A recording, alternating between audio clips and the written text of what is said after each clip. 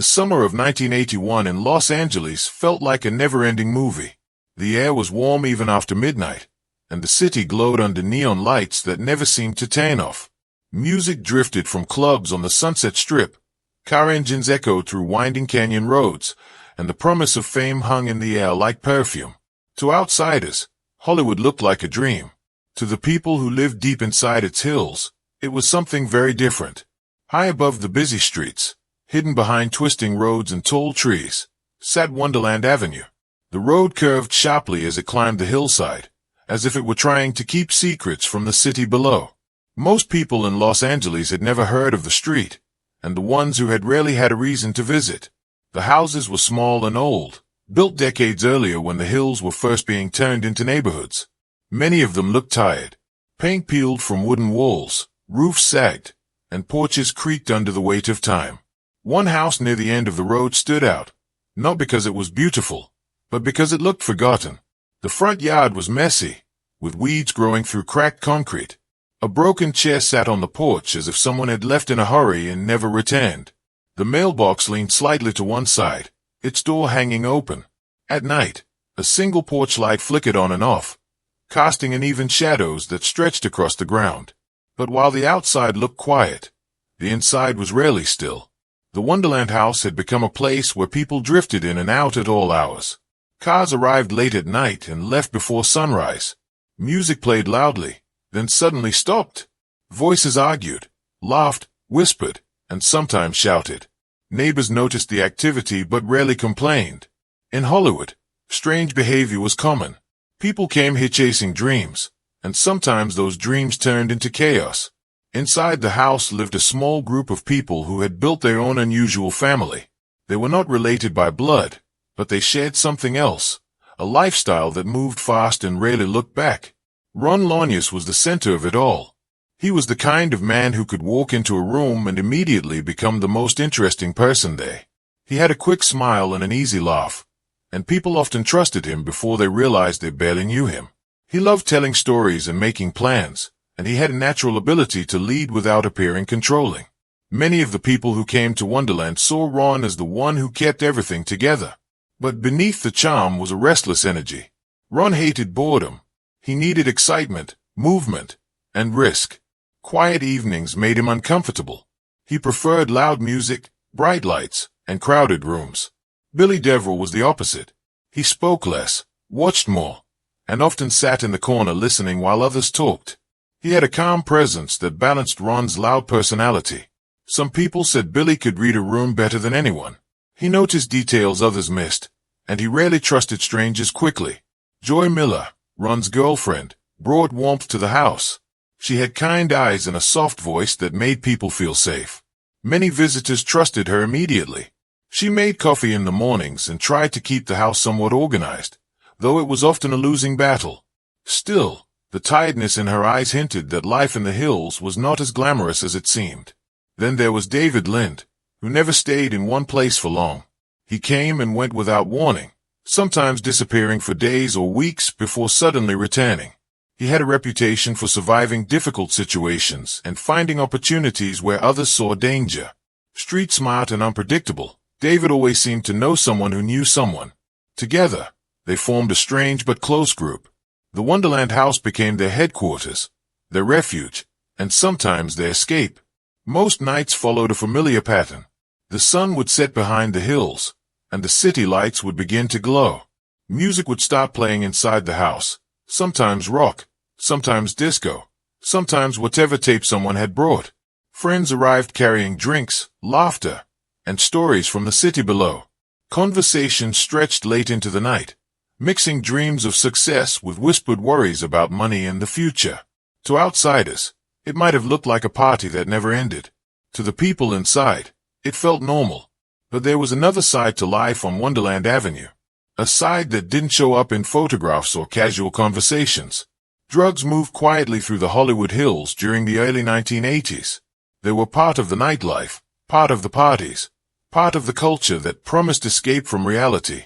Many people in the entertainment world believed they needed something to keep going, to stay awake, to stay confident, to stay ahead. The Wonderland house was no exception. Visitors came not just for music and company, but for things they couldn't buy in regular stores. Deals were whispered in corners. Cash changed hands quickly and quietly. The front door opened for strangers as easily as it opened for friends. Despite the chaos, the neighbors mostly stayed silent. They heard the late-night footsteps and car engines, but they kept their curtains closed and their opinions to themselves. Life in the hills taught people to mind their own business. Still, small details began to worry them. Cars they didn't recognize parked outside for hours. Loud arguments that suddenly stopped. The feeling that something behind the walls wasn't quite right. Then, during the week leading up to that July morning, the atmosphere around the house shifted. It was subtle at first. A tension in the air that was hard to explain. Conversations became quieter. Visitors seemed more nervous. Doors were locked more often than before. One neighbor later said the house felt different, like a storm was building even though the sky was clay. On the night before everything changed, the hills were unusually calm. The sky was dark and cloudless, and the city lights shimmered in the distance like a sea of stars. The Wonderland house looked the same as always from the outside. The flickering porch light cast uneven shadows across the ground. A car sat parked in the driveway. Music played faintly through the walls. Inside, the residents moved through their usual routines, unaware that their lives were about to become part of one of Hollywood's darkest stories. Hours passed, and the city below continued its endless rhythm. Clubs closed, bars emptied, and the first hints of dawn began to appear on the horizon. Then, sometime in the early morning, the music stopped. The silence that followed felt heavy and unnatural. No one in the neighborhood knew it yet, but everything had changed inside the house on Wonderland Avenue. The laughter, the arguments, the late-night conversations had all ended in a single night. By sunrise, the hills looked peaceful again. Birds began to chirp. The sky turned pale blue. Cars started their morning drives down the winding roads. From the outside, the house looked exactly the same as it always had. But inside, the nightmare had already begun. Morning sunlight crept slowly over the Hollywood hills, turning the city gold as it always did. The world below Wonderland Avenue woke up to another ordinary summer day. People brewed coffee, started their cars, and planned their routines without any idea that one house above them held a scene that would soon shock the entire city. The first sign that something was wrong came from a delivery driver who had driven the winding road hundreds of times before. He didn't think much about the quiet neighborhood as he approached the house near the end of the street. But when he pulled closer, something immediately felt strange. The front door was wide open. It wasn't cracked slightly or swinging gently in the breeze. It stood open like someone had rushed out and forgotten to close it. The driver hesitated. Houses in the hills were private places. People valued their space. But the open door, combined with the silence around the property, felt unsettling. He stepped out of his vehicle and walked slowly toward the porch. The broken chair sat exactly where it always had. The flickering porch light was still glowing faintly even though the sun was now rising. He knocked once and waited. No answer came. He knocked again, louder this time, and the sound echoed into the house. Still nothing. Then he pushed the door open a little wider and stepped inside. The smell hit him first. It was thick and metallic, heavy in the air in a way that made his stomach tighten instantly. The living room looked like a storm had ripped through it. Furniture was overturned. Glass covered the floor. Walls were stained dark red in places where no stain should ever be. He backed out of the house within seconds and ran to his truck, hand shaking so badly he could barely dial the phone. His voice trembled as he told the operator that something terrible had happened on Wonderland Avenue. Within minutes, the quiet road filled with sirens. Police cars climbed the steep hillside, lights flashing silently in the early morning sun. Officers stepped out carefully, their faces serious as they approached the house. Even before entering, they understood this was not a normal crime scene. Something violent had taken place here. Inside, the scene was worse than anyone expected. The house looked as if rage had exploded in every room. Furniture was broken, doors hung off their hinges, and the walls told a story no one wanted to read. It was clear that the attack had not been quick. It had been brutal, chaotic, and personal. Four people lay motionless inside the house. The attack had happened while they slept. There were no signs of gunfire, no shell casings scattered across the floor. Instead, detectives saw evidence of a violent beating. Lamps, pipes, and heavy objects had been used as weapons. Whoever had done this had come prepared to cause pain. But as paramedics moved through the house, they discovered something unexpected. 2 people were still alive. Joy Miller was barely conscious, her breathing shallow and uneven. Her injuries were severe, but she clung to life with a strength that surprised even the paramedics. As they lifted her onto a stretcher, one officer leaned close, hoping for anything that might explain what had happened. Her lips moved slightly, and her voice was almost too faint to hear. There were 3 men.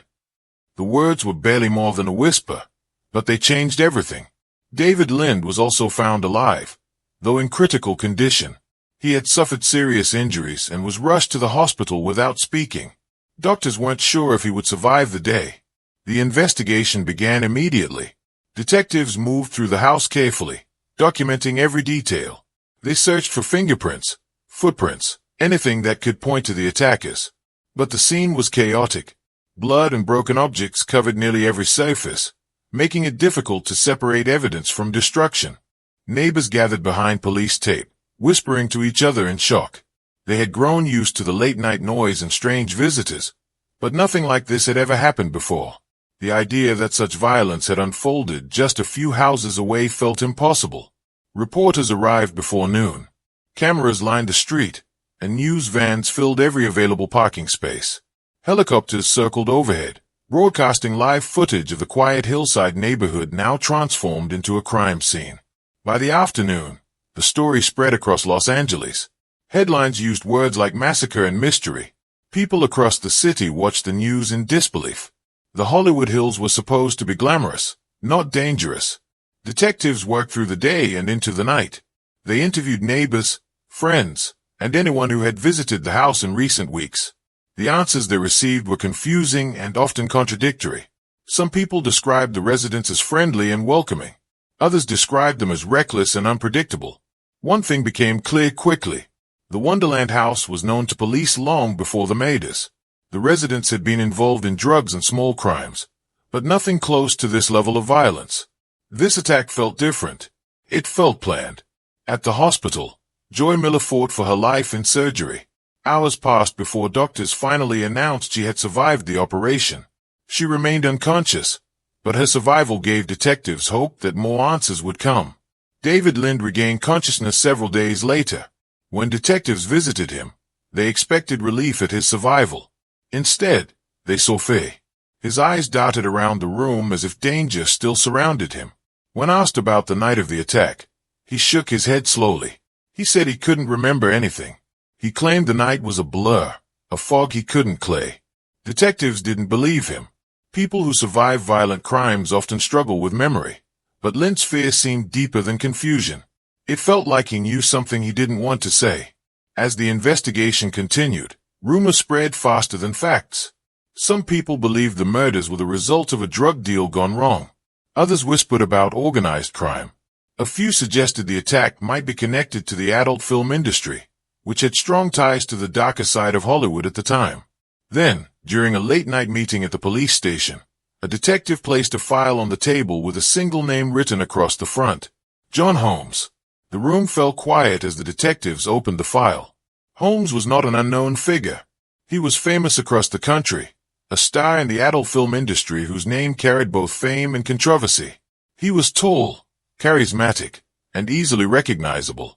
People either admired him or judged him, but almost everyone knew who he was. In recent years, however, Holmes' life had begun to fall apart. His career was fading, and his drug addiction had grown worse. He owed money to dangerous people and spent time in places he once would have avoided. Witnesses had seen Holmes at the Wonderland house just hours before the murders. The discovery changed the direction of the entire investigation. Detectives brought Holmes in for questioning. At first, he appeared calm, even cooperative. He admitted he had visited the house that night. He said he had stopped by briefly and left before anything happened. But the more detectives questioned him, the more nervous he became. His story changed in small ways. Details shifted. Timelines moved. It wasn't proof of guilt, but it was enough to make investigators suspicious. As the days passed, the city became obsessed with the case. Every new detail led to more questions. Talk shows debated theories. Newspapers printed daily updates. The Wonderland murders had become more than a crime. They had become a mystery that everyone wanted to solve. And somewhere behind the headlines and rumors, the truth waited quietly, hidden beneath fear and silence. As the investigation pushed forward, detectives began to feel that the Wonderland murders were only the final chapter of a much bigger story. The brutality of the attack suggested anger, revenge, and planning. Crimes fueled by random violence usually left chaos without direction, but this scene felt focused, as if the attackers knew exactly what they wanted to do and why they were doing it. The break in the case came from a robbery that had taken place only days before the murders. At first, it seemed unrelated, just another crime in a city that never stopped moving. But the deeper detectives looked, the more the two events began to connect in disturbing ways. The robbery target was a wealthy nightclub owner named Eddie Nash. He lived in a large home filled with luxury items, expensive furniture, and security systems meant to keep danger outside. Nash was well known in certain circles of Los Angeles. He owned clubs and businesses and had a reputation for knowing the right people. Some described him as charming and generous. Others described him as someone you never wanted to cross. His home had been broken into during the night. The robbery was bold and carefully planned. The thieves knew where to look and what to take. Cash disappeared from hidden safes. Jewelry vanished from locked drawers. Drugs stored inside the house were taken without leaving a trace. The total loss was worth hundreds of thousands of dollars. The crime shocked people who knew Nash. His home was supposed to be secure. Breaking into it required knowledge, confidence, and inside information. When detectives heard about the robbery, they didn't immediately connect it to the murders. But then they discovered a detail that changed everything. John Holmes had visited Eddie Nash shortly before the robbery. The discovery raised a troubling question. If Holmes knew Nash and had visited the Wonderland house hours before the murders, could the two events be connected? Detectives brought Holmes back in for questioning. This time, the tone was different. The friendly cooperation from the first interview was gone. Holmes looked tired, nervous, and restless. He rubbed his hands constantly and avoided eye contact. The confident movie star persona had disappeared, replaced by a man who seemed overwhelmed by pressure. After hours of questioning, Holmes finally admitted something that shocked the room. He said he had been forced to help plan the robbery. According to Holmes, the people at the Wonderland house believed he could get them inside Nash's home. He knew the layout.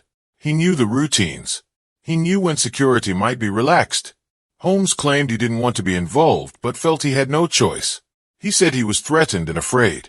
Detectives listened carefully as Holmes described the days leading up to the robbery. He said Ron Launius had become desperate for money and believed Nash was hiding large amounts of cash in drugs.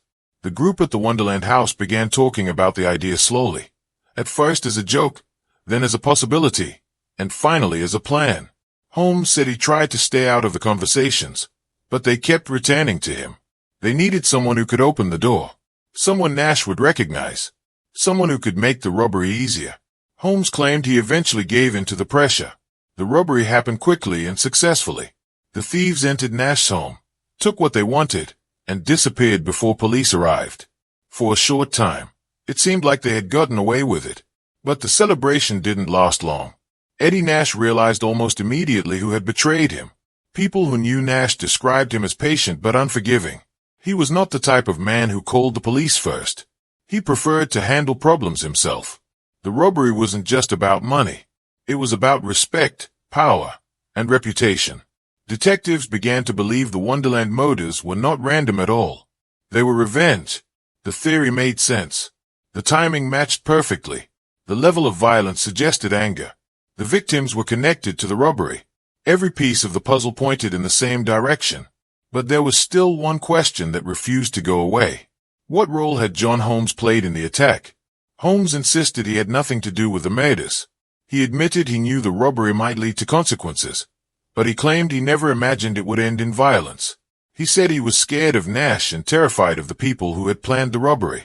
Detectives weren't convinced. Witnesses placed Holmes at the Wonderland house the night of the murders. His connection to both the victims and the robbery made him impossible to ignore. The more detectives examined the timeline, the more his story seemed incomplete. Holmes said he left the house before the attack began. He said he went home and tried to forget everything. He said he didn't know anything had happened until he saw the news the next morning. But investigators found it difficult to believe such a violent attack could happen without Holmes knowing more than he admitted. Rumors spread quickly through Los Angeles. People whispered about revenge squads, secret deals, and hidden alliances. The story grew bigger with every passing day.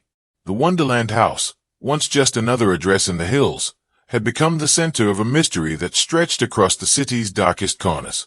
Detectives knew they were getting closer to the truth. The robbery had provided a motive. The victims had a connection. The timeline was starting to make sense. But the closer they got, the more complicated the story became. Because in Hollywood, nothing was ever as simple as it seemed. By the time the case reached the courtroom, the Wonderland Murders had already become one of the most talked about crimes in Los Angeles. The story had everything that captured public attention: fame, drugs, violence, and a mystery that refused to settle into a simple explanation. Every new detail felt more unbelievable than the last, and the city watched closely as the justice system prepared to decide what really happened. The courthouse steps filled with reporters long before the trial began. Cameras lined the sidewalks, microphones waited in the air, and journalists rehearsed their introductions as if preparing for a live performance. Each morning, crowds gathered outside hoping to catch a glimpse of the man whose name had become inseparable from the case. John Holmes no longer looked like the confident celebrity people remembered. When he stepped out of the car that first day, he appeared thin and pale, his shoulders slightly hunched as if carrying invisible weight. His movements lacked the swagger that had once made him famous. Instead of confidence, there was hesitation. Instead of charm, there was fear. Inside the courtroom, the atmosphere felt heavy even before the first word was spoken. The families of the victims sat quietly in the front rows, their faces serious and exhausted. Reporters filled every available seat behind them, notebooks ready, cameras waiting for moments that might define the trial. The air seemed thick with anticipation, as if everyone understood they were about to witness something historic. The prosecution began by describing the crime scene in careful detail. They spoke about the violence, the brutality, and the anger that had filled the Wonderland house that night. Photographs were shown to the jury, each image more disturbing than the last. The room fell silent as the reality of the crime unfolded in front of them. Even the reporters stopped writing for a moment, stunned by the severity of what they were seeing. The prosecution's argument focused on a single idea. This attack was not random. It was revenge. The victims had robbed a powerful man, and someone had come to make them pay. According to the prosecution, John Holmes stood at the center of the story. He had connections to the victims. He had connections to the robbery, and he had been seen at the house shortly before the murders took place. They argued that Holmes had helped plan the robbery and then helped the attackers find the house. They described him as the link between two worlds that had collided violently on Wonderland Avenue. When the defense stood to respond, the tone of the room shifted. Holmes' lawyers painted a very different picture. They described him as a man trapped between dangerous people, someone who had made mistakes but never intended for anyone to be hurt. They reminded the jury that suspicion was not the same as proof. They repeated the same point again and again. There was no physical evidence tying Holmes to the murders. No fingerprints. No weapon. No eyewitness who could clearly place him inside the house during the attack. The case quickly became a battle of stories. Witnesses took the stand one by one, each adding a new layer of complexity. Some described Holmes as nervous and frightened in the days before the murders. Others claimed he had spoken about the robbery openly. Each testimony seemed to move the story in a new direction. Then came the moment everyone had been waiting for. David Lind, one of the survivors, entered the courtroom. The room grew silent as he walked to the witness stand. He moved slowly, his injury still affecting his posture and steps. When he sat down, he avoided looking directly at Holmes. The tension between them filled the room without a single word being spoken. When Lind began to speak, his voice was quiet but steady. He described the night of the attack in detail. He spoke about going to sleep, about the quiet house, about the sudden noise that woke him. He described the fear that filled the room before he even understood what was happening. Then he said something that changed the entire trial. He told the jury that John Holmes had returned to the house with 3 masked men.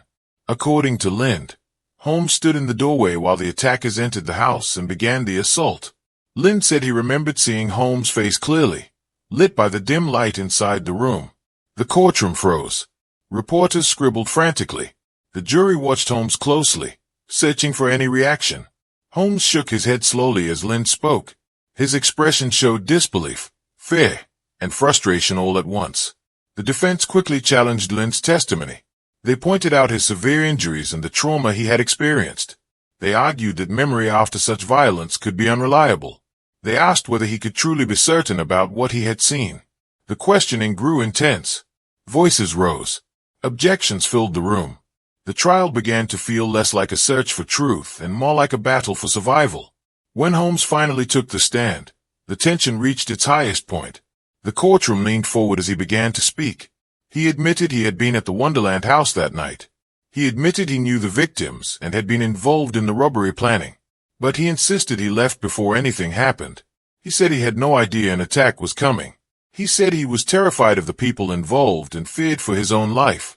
His voice shook as he described the pressure he felt. He spoke about being caught between dangerous people and not knowing how to escape. At times, he seemed close to tears. At other moments, he sounded angry and defensive. The prosecution pressed him hard, questioning every detail of his story. Why had he returned to the house that night? Why had he not warned the victims? Why had his story changed during earlier interviews? Holmes struggled to answer. Sometimes he hesitated too long. Sometimes his answers sounded uncertain. Each moment of hesitation planted doubt in the minds of the jury. The trial continued for weeks. Every day brought new arguments, new witnesses, and new theories. The city watched closely, divided between those who believed Holmes was guilty and those who believed he was a scapegoat for a much larger crime. When closing arguments finally arrived, the courtroom felt exhausted. The prosecution reminded the jury of the connections, the timing, and the testimony that placed Holmes at the scene. The defense reminded them of the missing evidence and the importance of reasonable doubt. The jury left the room to deliberate, carrying the weight of the case with them. Days passed before they retained. The courtroom filled quickly as the verdict was read. Holmes sat motionless, his hands clasped tightly in front of him. The room felt silent enough to hear every breath. When the words finally came, they shocked the city. John Holmes was found not guilty. Gasps echoed through the courtroom. Some people cried. Others shouted. Reporters rushed to phones and cameras, desperate to share the news. The trial was over, but the mystery remained. After the verdict was announced, the courtroom slowly emptied, but the tension never truly left the case. Outside, reporters rushed to deliver breaking news. Their voices filled with urgency as they told the world that the most famous suspect in the Wonderland murders had walked free. Cameras flashed as John Holmes stepped into the sunlight, shielding his eyes as if the brightness hurt. For a brief moment, he stood still, surrounded by microphones and questions that came too fast to answer. Then he was escorted into a waiting car and driven away, leaving behind a crowd that felt both shocked and unsatisfied. The city expected closure from the trial. Instead, it felt like the story had only grown more confusing. The verdict answered a legal question, but it did not answer the deeper one that haunted everyone who had followed the case. If Holmes was not responsible, then who was? In the weeks that followed, detectives returned to the investigation with renewed determination. The case was far from closed in their minds. They continued interviewing witnesses, revisiting old evidence, and chasing leads that appeared and disappeared like shadows. Every new piece of information seemed to create more questions than answers. The Wonderland house remained empty. Police tape still fluttered in the warm California wind, fading slowly under the sun. The broken windows had been boarded up, and the yard grew wilder each week as weeds pushed through cracks in the pavement. The house looked abandoned, but it did not feel forgotten.